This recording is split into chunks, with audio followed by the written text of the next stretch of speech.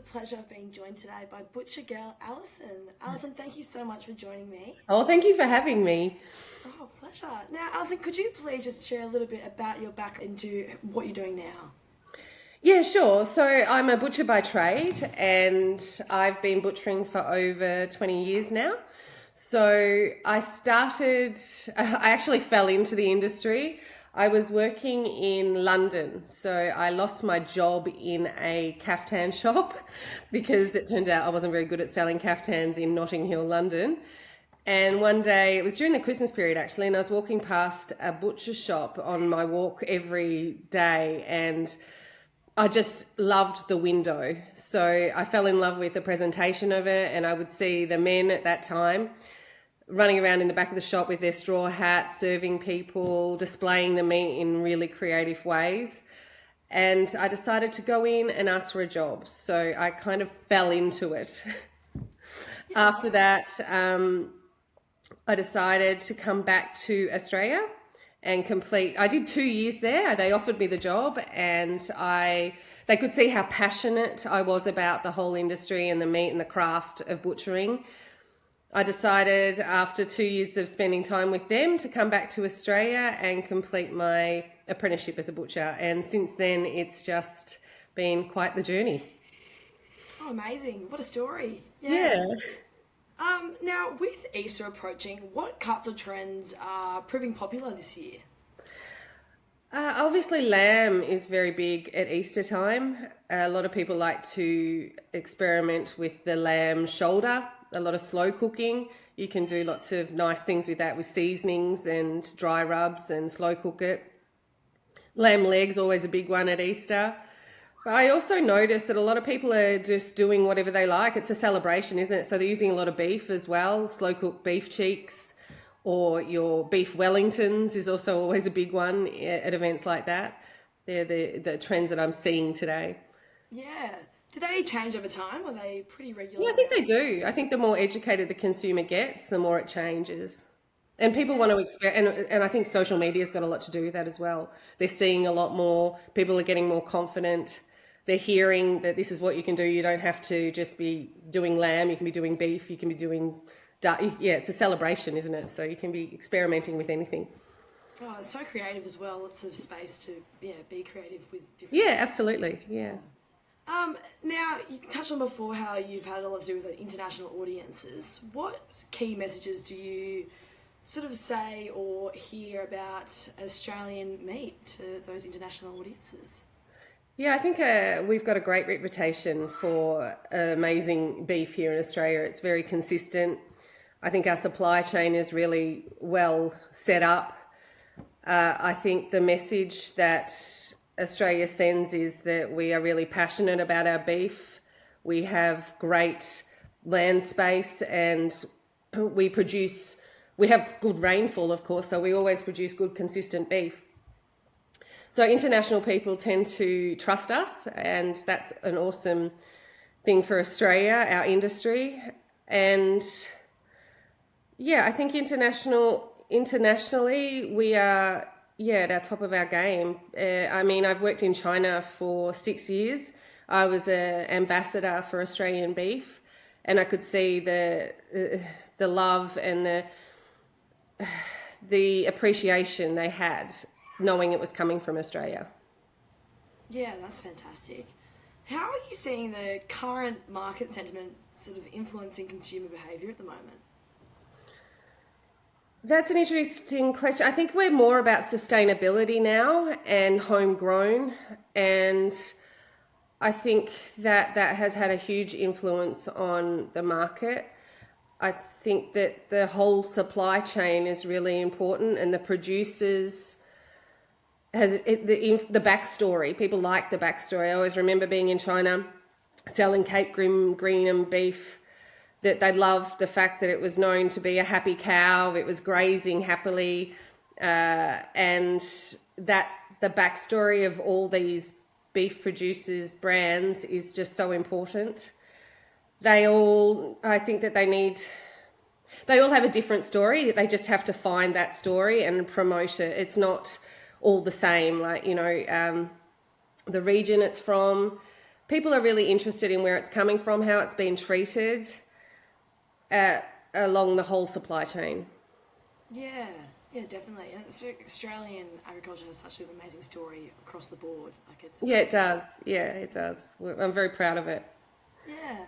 What do you find is the best part of what you're doing at the moment? Like, where do you find the most joy?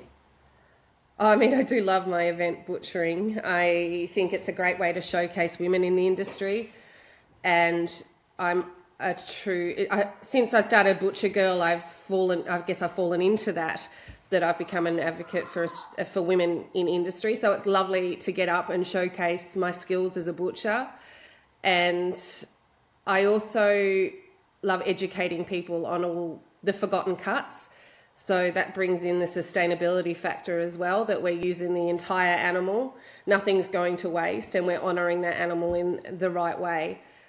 I think that gives me joy. I like that it's inspiring to see myself up there doing a show like this. And I think that it's also nice to see sometimes producers don't see that end. They're producing this amazing beef, but they don't see it up close and personal. So I find that very enjoyable as well, to be educating them.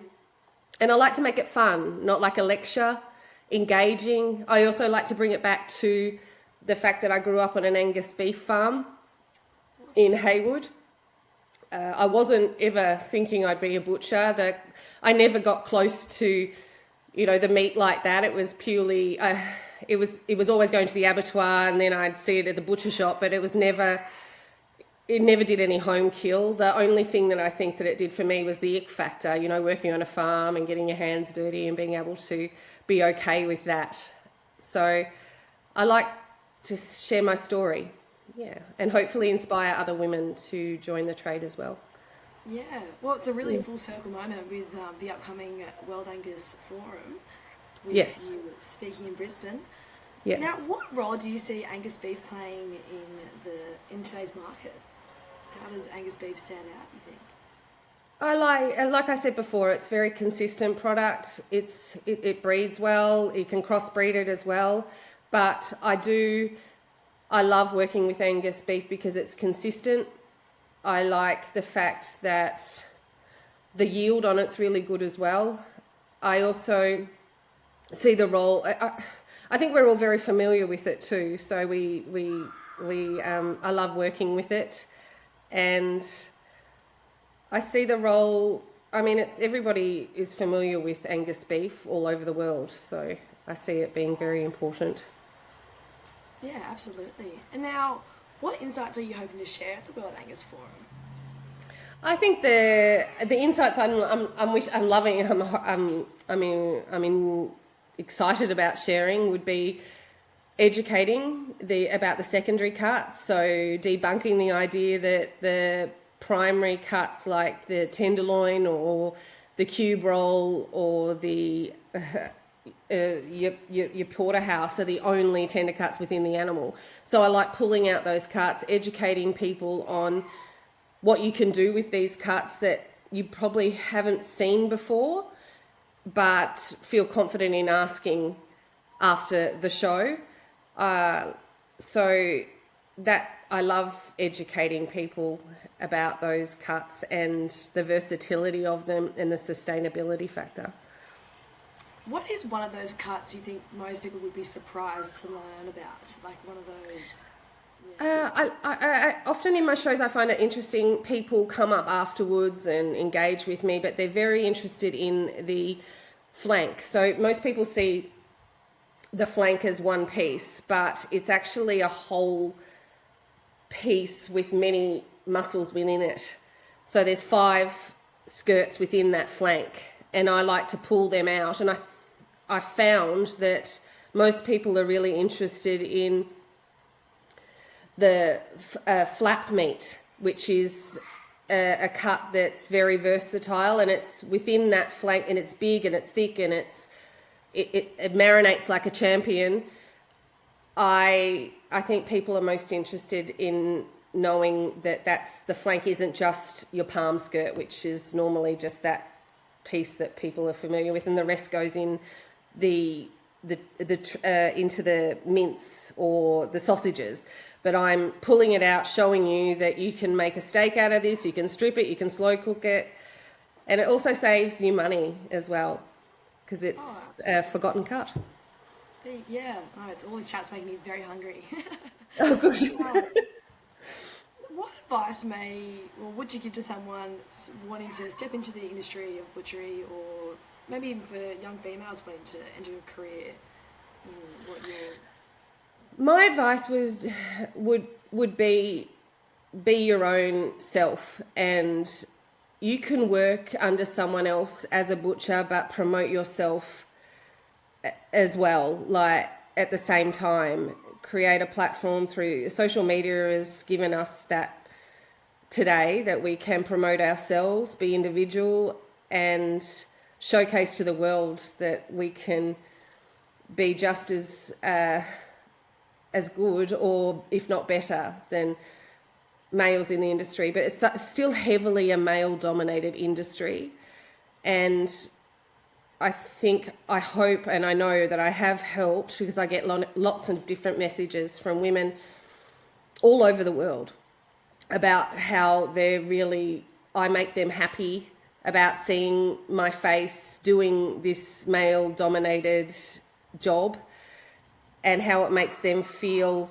more comfortable within themselves. Because when I started, I never had that. So, and they may not feel comfortable commenting on the post, but they'll email me themselves to say that I have changed the way they look at it and how inspiring it is to see someone do it. So if you can't see it, you can't be it. And I never had that. So it's nice that I can give something like that back to industry and motivate it and modernize it. And you don't have to look like a white bloke with a beard and tattoos and a leather apron to be a butcher. You can have, pretty nails or rings or earrings or makeup and do it your way. So that would probably be my main message. Just be yourself, be resilient, and I think as well, I think it comes down to mental resilience as well. But having a mentor out there is very important. So I hope I can do that for women today. Yeah, awesome. No, you're doing a fantastic job, and I love seeing your content. It's awesome. Thank you very much. Yeah. Oh, well, I think that's all we've got time for today. So thank you so much, Alison, for joining me, and looking forward to seeing you at Brisbane at the World Angus Forum. Yes, the gala dinner. It should be an eventful show. I'm very much looking forward to it. I have an amazing outfit ready to go. Fabulous. Awesome. Yeah. No, all right. Well, I'll catch you there. Thank you so much, Alison. Yeah, thank you very much.